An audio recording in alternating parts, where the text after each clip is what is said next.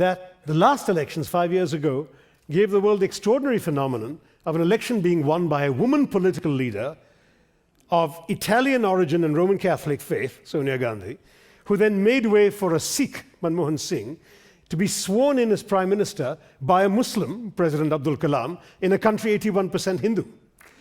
And this...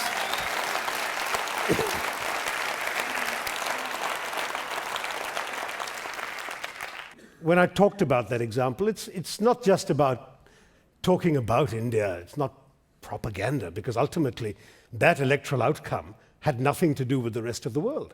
It was essentially India being itself. And ultimately, it seems to me, that always works better than propaganda.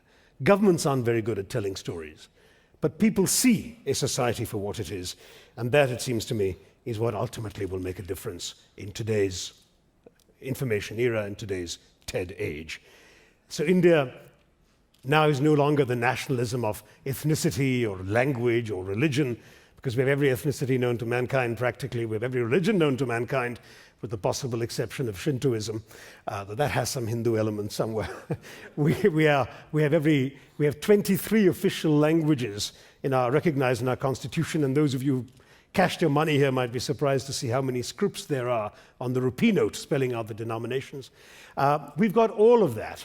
We don't even have geography uniting us, because the natural geography of the subcontinent, framed by the mountains and the sea, was hacked by the partition with Pakistan in 1947. In fact, you can't even take the name of the country for granted, because the name India comes from the river Indus, which flows in Pakistan. But the whole point is that India is the nationalism of an idea. It's an idea of an ever land, emerging from an ancient civilization, united by a shared history, but sustained above all by pluralist democracy. That is a 21st century story as well as an ancient one. And it's the nationalism of an idea that essentially says you can endure differences of caste, creed, color, culture, cuisine, custom and costume, consonant for that matter, and still rally around a consensus. And the consensus is on a very simple principle that in a diverse, plural democracy like India, you don't really have to agree on everything all the time, so long as you agree on the ground rules of how you will disagree.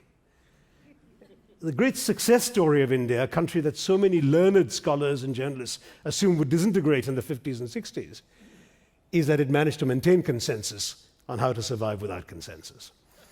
Now, that is the India that is emerging into the 21st century.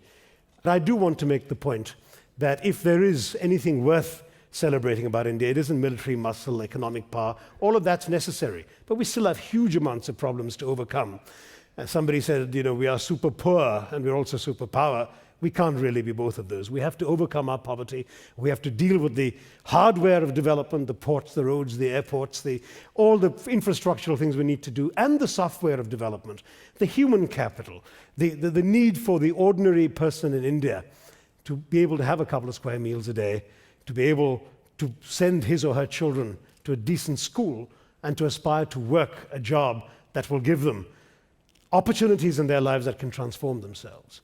But it's all taking place, this great adventure of conquering those challenges, those real challenges which none of us can pretend don't exist. But it's all taking place in an open society, in a rich and diverse and plural civilization, in one that is determined to liberate and fulfill the creative energies of its people. That's why India belongs at TED, and that's why TED belongs in India. Thank you very much.